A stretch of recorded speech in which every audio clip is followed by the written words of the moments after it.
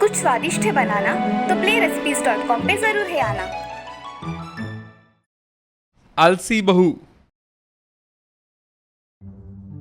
रामपुर नाम के गांव में एक सोना नाम की लड़की अपने माँ पिताजी के साथ रहा करती थी। उसके पिताजी का नाम था शंकर और उसकी माँ का नाम था कुमुद। दोनों भी बहुत भले इंसान थे, मगर एक ही बेटी होने के कारण उन्होंने उसे बहुत लाड प्यार से पाला था और इसी वजह से सोना घर के कुछ भी काम नहीं किया करती थी। एक दिन उसकी माँ, अरे सोना सुनती हो, मुझे जरा ये डिब्बा निकाल के दो।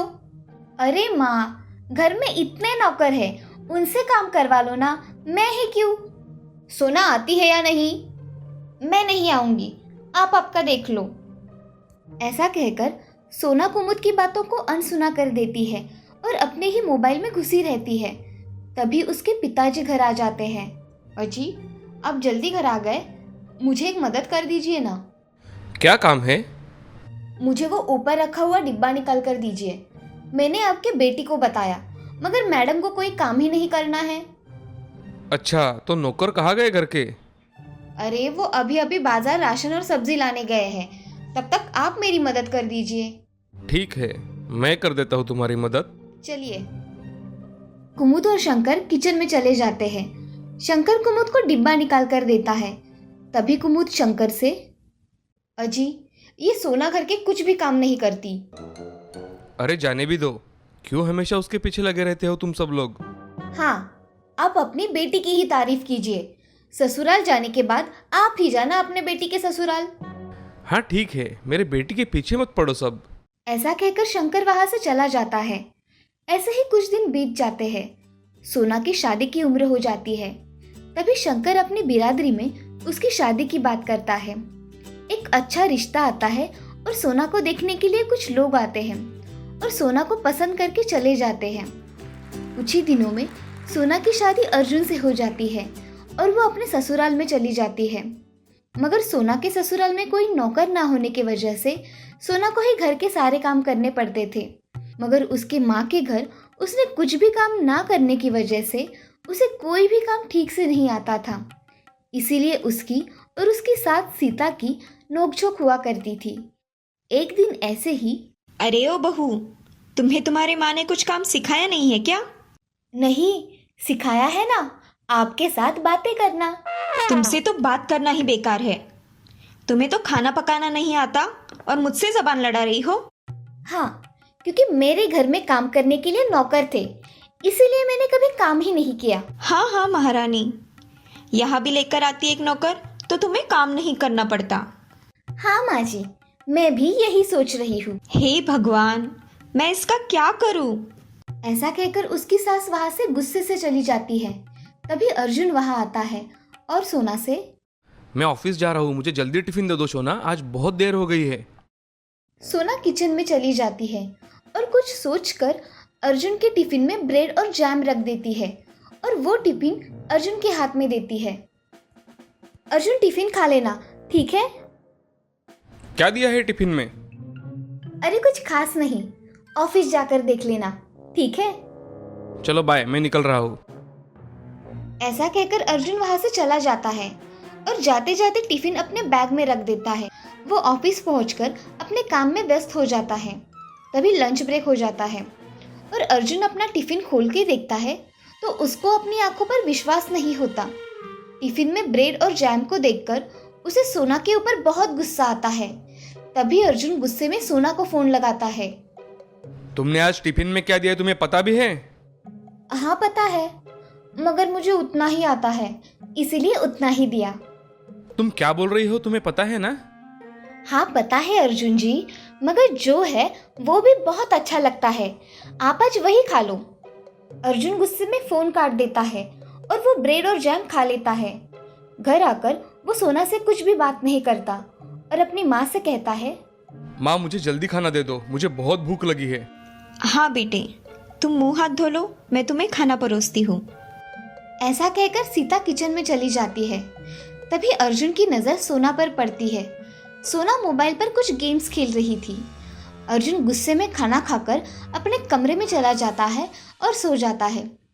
ऐसे ही बहुत दिनों तक चलता रहता है। सोना की सास उसके इस स्वभाव से बहुत परेशान हो जाती है। ऐसे ही एक दिन सोना किचन में चाय बना रही थी। तभी चाय बनाने के बाद उसने गैस का बटन बंद ही नहीं किया और पूरे घर में गैस की बास आने के कारण सीता किचन में जाकर देखती है तो उसे गैस का बर्नर शुरू दिखाई देता है। तभी सास सोना से, बहू जरा इधर आना, तुम्हारी वजह से आज हम सब बहुत बड़े खतरे में आ जाते। क्या हुआ है माँ जी, क्या किया मैंने? अरे गैस खुला छोड़कर कहाँ चली गई थी? मैंने तो गैस बंद किया था। तो क्या ये सब मैंने किया है? नहीं माँ जी, मैंने ऐसा नहीं कहा। मैंने आपको पहले ही कहा है कि मुझे काम करने की आदत नहीं है, इसीलिए हुआ होगा। आपको इतना बखेड़ा खड़ा करने की क्या जरूरत है?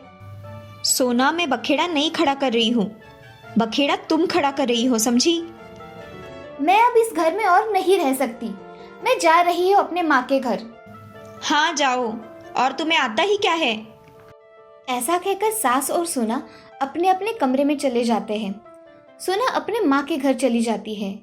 माँ के घर जाने के बाद उसकी माँ सोना से, अरे सोना, हुआ क्या है? तुम बैग लेकर यहाँ चली आई? माँ, मुझे वहाँ नहीं रहना, वहाँ मेरी कोई कदर ही नहीं है। अरे हुआ क्या है, बताएगी भी? अरे माँ, मुझसे गैस का बटन खुला छूट गया तो मेरी सास कुछ भी कहती है और पति भी खाने के बारे में हमेशा बोलता रहता है। मुझे नहीं रहना ऐसे घर में जहाँ मुझे बहुत काम करना पड़े। उसकी बातें सुन कुमुद को तो अपने कानों पर विश्वास ही नहीं होता। सोना, मेरी बात सुनो, तुम्हें यहाँ भी कोई आजीवन बना के नहीं खिलाएगा। खुद का खाना खुद ही बनाना पड़ेगा। और तुम्हारी सास और पति ने कुछ गलत तो नहीं कहा ना? सही ही कहा है। एक आदमी की अपने पत्नी से इतनी तो अपेक्षा होती ही है। अगर तुम्हें वो नहीं आता तो तुम सीख लो और करो, मगर ऐसे घर छोड़ना अच्छी बात नहीं है। माँ, तुम मुझे मत सिखाओ। पिताजी, आप माँ को समझाइए ना। देखो बेटा, इस बारे में मैं कुछ भी नहीं बोल सकता। माँ, मैं यहाँ हमेशा के लिए रहने आई हूँ। अरे, हम जब बूढ़े हो जाएंगे तब तुम क्या करोगी? तुम तो हमें तक खाना नहीं दोगी और खुद का घर छोड़ के कोई अपने माँ के घर आता है क्या? सोना, मैं माँ हूँ तुम्हारी। बेटी, ऐसे घर से निकल कर नहीं आते। जाओ, अपनी सास से माफ़ी मांगो और सारे काम करने की कोशिश करो, समझी? ये सब बातें सुनकर सोना चुप हो जाती है और उसे उसकी माँ की कही बातें समझ में आती है। वो अपने ससुराल जाने के लिए निकलती है। तभी, माँ, मुझे मेरी गलती का एहसास हुआ है। मैं अब से ऐसा बिल्कुल नहीं करूँगी। हाँ मेरी बच्ची, अब जाओ। हाँ, मैं आती हूँ माँ। कुछ समय में सोना अपने ससुराल में आ जाती है। तभी उसकी सास हॉल में बैठी हुई थी। सोना को देख उसकी सास फिर से गुस्सा हो जाती है। अब क्यों आई हो यहाँ पे? माँ जी, मुझे माफ़ कर दीजिए। मैंने बिना सोचे समझे निर्णय ले लिया था, मगर मुझे अब समझ में आ गया है कि मैं कितनी गलत थी। मुझे माफ़ कर दीजिए माँ जी। चल कोई बात नहीं, तू वापस आई यही बहुत है मेरे लिए। चलो अब चाय पीते हैं। माँ जी, आपने मुझे माफ़ कर दिया। अरे कब का, अब चलो भी। ऐसा कहकर सास और सोना चाय बनाने के लिए किचन में चले जाते हैं। कुछ दिनों में ही सोना अपनी सास की सहायता से पूरे घर की जिम्मेदारी संभाल लेती है और अच्छी तरह से खाना बनाना भी सीख जाती है। अब उसका पति अर्जुन भी उसे बहुत खुश होता है। अब वो हंसी खुशी रहने लगते हैं। इस कहानी से हमें ये सीख मिलती है कि जिंदगी में हमें हमेशा अच्छा बर्ताव करना चाहिए। किसी के भी प्रति बुरा वर्तन नहीं करना चाहिए। अच्छे के साथ अच्छा और बुरे के साथ बुरा ही होता है। गरीब बहू अत्याचारी सास। सुंदरपुर नाम के गांव में श्याम नाम का एक आदमी रहता था। उसके साथ उसकी माँ शारदा और उसकी बहन सुहानी रहा करती थी। तीनों भी हंसी खुशी रहा करते थे। जब श्याम छोटा था तभी उसके पिताजी गुजर गए थे, इसीलिए उसका लालन पालन शारदा ने ही किया था। अब श्याम बहुत बड़ा हो गया था और उसकी माँ उसके शादी के बारे में सोच रही थी। श्याम, मैं सोच रही हूँ कि तुम्हारी शादी करवा दूँ। माँ जैसा तुम ठीक समझो, मैं ऑफिस के लिए जा रहा हूँ। ऐसा कहकर श्याम ऑफिस के लिए निकल जाता है। ऑफिस पहुंचकर वो अपना काम करने लगता है। उस दिन उनके ऑफिस में एक लड़की इंटरव्यू के लिए आती है। श्याम को वो लड़की पहली नजर में ही पसंद आ जाती है। वो लड़की दिखने में बहुत सुंदर थी। उस लड़की का नाम था श्रिया। मैं आई कम इन सर? यस कम इन। श्याम श्रिया की तरफ एकटक देखता ही रहता है। वो उसका इंटरव्यू लेता है और उसे जॉब ऑफर करता है। कुछ देर बाद श्याम की माँ का उसे फोन आता है। अरे बेटा, तुम्हें इस शनिवार को छुट्टी मिलेगी क्या? क्यों माँ, कोई काम है क्या? हाँ, हमें लड़की देखने जाना है। अरे माँ, काम के बीच क्या ये ला रही हो? कोई दूसरा दिन ढूंढ लो। अरे बेटा, एक दिन की तो बात है, बाद में तुम्हें छुट्टी निकालने के लिए नहीं बोलूंगी। हाँ माँ ठीक है, निकालता हूँ मैं छुट्टी। उस शनिवार श्याम और शारदा लड़की देखने के लिए चले जाते हैं। लड़की के माता पिता उसे बुलाते हैं और जब लड़की आती है तो श्याम के होश उड़ जाते हैं। वो उसकी तरफ देखता ही रहता है। तुम्हें कुछ पूछना होगा तो पूछ लो। माँ मुझे कुछ नहीं पूछना। ठीक है। अब श्रिया भी वहाँ आकर बैठ जाती है। उसकी नजर श्याम पर पड़ती है और श्याम को देखकर वो दंग रह जाती है। वो मन ही मन कहती है, अरे सर मुझे देखने आए हैं? माँ मुझे लड़की पसंद है। हमें तो लड़की पसंद है, बाकी लड़की की भी मर्जी पूछ लीजिए। श्रिया के घर वाले उससे पूछते हैं। श्रिया मुस्कुराकर हाँ कह देती है। सभी लोग बहुत खुश हो जाते हैं। जल्द ही उन दोनों की शादी हो जाती है और अब श्रिया अपने ससुराल आ जाती है। उसका नम्र स्वभाव देखकर ससुराल वाले बहुत खुश थे। ऐसे ही कुछ दिन बीत गए और श्याम की बहन सुहानी अपने हॉस्टल से वापस घर आ गई। सुहानी ने घर वालों से श्रिया की बहुत तारीफ सुनी थी और वो सब सुनकर उसे बहुत गुस्सा आया था। उसने ऐसा क्या किया है कि सब इतनी तारीफ कर रहे हैं? मैंने भी इसको मजा ना चखाया तो मेरा नाम भी सुहानी नहीं। सुहानी दीदी, आप कब आई? मैं अभी आई। किसी को कानो कान खबर नहीं है कि मैं घर आई हूँ। अरे नहीं दीदी, माँ जी आराम कर रही है और ये ऑफिस गए हैं, इसीलिए। ठीक है, मुझे बहुत भूख लगी है, जाओ खाना लेकर आओ। हाँ दीदी, अभी लेकर आती हूँ। अब देख कैसे तुझे मजा चखाती हूँ। कुछ देर बाद श्रिया उसके लिए खाना लेकर आती है। दीदी आपके लिए गरम खाना लाया है, खा लीजिए। अरे भाभी, ये तो पूरा गरम भी नहीं है, जाने दो, मुझे बहुत भूख लगी है, ऐसे ही खा लेती हूँ। अरे दीदी, मैंने तो अभी गरम करके लाया था, मैं फिर से गरम करके लाती हूँ। अब रहने दो, तुम्हारे नाटक मुझे पता है। दीदी मैं तो। सुहानी उसे अनसुना करके खाना खाना शुरू करती है। बेचारी श्रेया वहाँ से मुंह लटकाकर चली जाती है। रात को जब शाम घर आता है तब सुहानी अपनी माँ से बात कर रही थी। माँ, आराम हो गया क्या? हाँ मेरी बच्ची, तुम आई हो तो अब मुझे किसी बात की कोई चिंता नहीं है। हाँ माँ, मगर तुम्हारी लाडली बहू ने मुझे आज ठंडा खाना खिलाया। अरे उसका ध्यान नहीं रहा होगा, तुम उसकी ही तारीफ करो। अरे मुझे भी कोई बताओ कि किसकी तारीफ करनी है। तुम कब आए भैया? अरे अभी आया। तू बोल, तू कब आई? आज दोपहर को आई हूँ भैया। अच्छा, मैं हाथ मुंह धोकर आता हूँ, सब खाना खाने बैठेंगे। जी। अब सब खाना खाने बैठ जाते हैं। शारदा सुहानी से कहती है, सुहानी, मेरी बहू ने तेरे पसंद का खाना बनाया है। हाँ माँ, वो तो दिख ही रहा है। श्रिया सबको खाना परोसती है और खुद भी खाना खाने बैठ जाती है। अरे श्रिया, खाना बहुत लाजवाब बनाया है। हाँ बहू, खाना तो बहुत अच्छा बनाया है। इस श्रिया की बच्ची को तो बहुत तकलीफ दूंगी, बहुत वाहवाही लुटने का शौक है ना। अगले दिन सुहानी जल्द ही उठकर काम करने लगती है। ये सब देख शारदा आश्चर्यचकित होती है। कुछ देर बाद श्रिया भी उठ जाती है। देखो माँ, घर की बहुएं कितनी देर से उठती है, फिर भी तुम कुछ भी नहीं बोलती। अरे श्रिया बेटी, थोड़ा जल्दी उठा करो, जिससे तुम्हारे काम जल्दी जल्दी हो जाएंगे। जी माँ जी, मैं अभी नहा के इनका डिब्बा तैयार करती हूँ। हाँ जाओ, और जल्दी आना, बहुत सारे काम पड़े हैं। जी माँ। ऐसा कहकर श्रिया नहाने के लिए चली जाती है। नहाने के बाद जल्दी जल्दी में खाना बनाने लगती है। तभी सुहानी उसे कहती है, अरे भाभी, आज क्या हमें नाश्ता मिलेगा या नहीं, कि ऐसे ही भूख से तड़पते मर जाए। जी दीदी, तैयार हो रहा है, अभी लाती हूँ। थोड़ी देर में श्रिया नाश्ता लेकर आती है और खुद भी नाश्ता करने के लिए बैठती है। तभी अरे श्रिया, टिफिन हुआ है ना?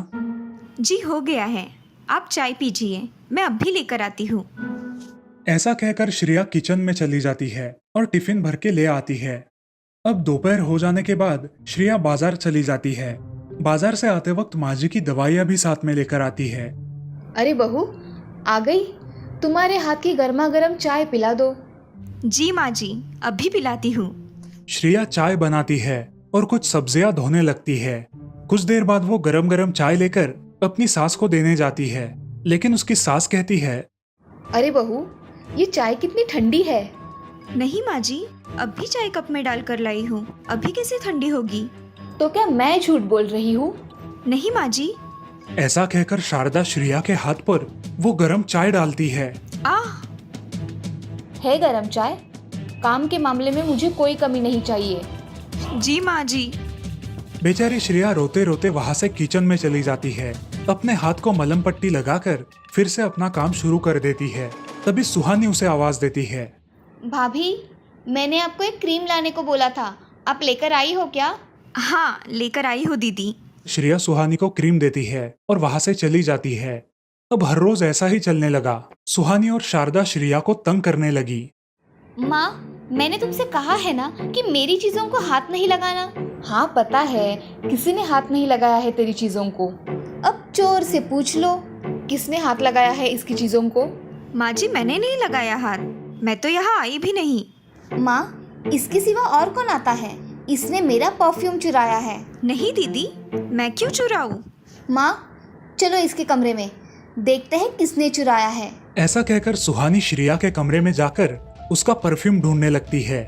उसे एक जगह वो परफ्यूम छुपाया हुआ दिखाई देता है और सुहानी अपनी माँ से कहती है, माँ, देखा तुमने? हाँ मेरी बच्ची, ये तो चोर निकली। नहीं माँ जी, ये परफ्यूम कहाँ से आया मुझे नहीं पता, मैंने कुछ नहीं किया है माँ जी। शारदा गुस्से में आकर श्रिया के गाल पर एक जोरदार तमाचा मारती है और वहां से चली जाती है। ये सब देखकर श्रेया बहुत रोने लगती है। ऐसे ही रात हो जाती है और शाम घर आता है। श्रेया के गाल पर पड़ा हुआ लाल निशान देखकर शाम उससे पूछता है, श्रेया, तुम्हारे गाल को क्या हुआ है? इतना लाल क्यों पड़ा है? जी कुछ नहीं, मैं खाना लगाती हूँ, आप फ्रेश होकर आइए। ऐसा कहकर श्रेया किचन में चली जाती है। सब लोग खाना खा के सो जाते हैं। अब ऐसा ही हर रोज होने लगा। हर रोज घर में झगड़े होने लगे। सुहानी और शारदा श्रेया को बहुत परेशान करने लगी। ऐसे ही एक दिन, माँ, मुझे उसे तकलीफ देकर बहुत खुशी मिलती है। हाँ, मुझे भी। तभी श्रेया वहां आती है और अपनी सास से कहती है, माँ जी, मैं बाजार जा रही हूँ, कुछ सब्जियाँ खरीद कर लानी है, साथ में आपकी दवाइयाँ लेकर आऊंगी। हाँ जाओ और जल्दी आना। श्रेया घर से बाहर पड़ती है। इधर सुहानी भी बहुत थकी होने के कारण अपने कमरे में सोने चली जाती है। शारदा अपने कमरे में किताब पढ़ रही थी और अचानक उसे दिल का दौरा पड़ गया। वो जोर जोर से चिल्लाने लगी, सुहानी, ओ बिटिया सुहानी, जल्दी आओ बेटी। श्रेया बाहर जाते वक्त अपना मोबाइल घर पर भूल गई थी। वो अपना मोबाइल लेने अपने कमरे में गई। तभी उसे सास की आवाज सुनाई दी। वो तुरंत शारदा के कमरे में गई। माँ जी, आपको क्या हुआ है? उठिए ना। सुहानी दीदी, सुहानी दीदी। श्रेया शाम को फोन कर देती है और सुहानी को आवाज लगाती है, मगर सुहानी सोई होती है। श्रेया तुरंत एक रिक्शा बुलाकर अपनी सास को अस्पताल में लेकर जाती है। कुछ देर बाद सुहानी नींद से उठती है। उसे घर में कोई दिखाई नहीं देता। वो अपनी माँ को फोन लगाती है। तब उसे पता चलता है कि उसकी माँ को दिल का दौरा पड़ा है। सुहानी तुरंत अस्पताल जाने के लिए निकलती है। अस्पताल में पहुंचकर अपनी माँ को देखकर सुहानी रोने लगती है।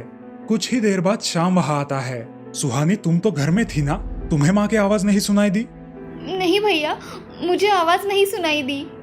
आज श्रेया घर पे वापस ना आती तो हमने हमारी माँ को खो दिया होता। सुहानी रोने लगती है।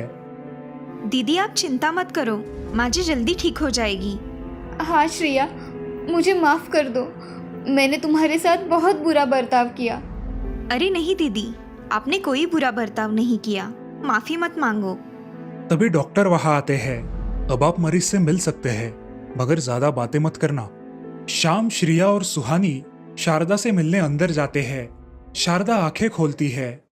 मुझे माफ कर देना मेरी बच्ची, मैंने तुमसे बहुत बुरा बर्ताव किया, फिर भी तुमने मेरी जान बचाई।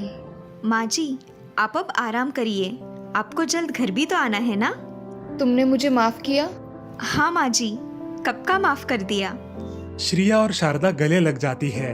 ऐसे ही कुछ दिन अस्पताल में बिताने के बाद शारदा ठीक ठाक होकर घर चली आती है और उस दिन के बाद शारदा और सुहानी श्रिया को कभी परेशान नहीं करती और इस तरह से अब पूरा परिवार खुशी खुशी रहने लगता है। इस कहानी से हमें ये सीख मिलती है कि हमें बेवजह किसी को परेशान नहीं करना चाहिए, क्योंकि मुसीबत के समय कौन काम आ जाए क्या पता।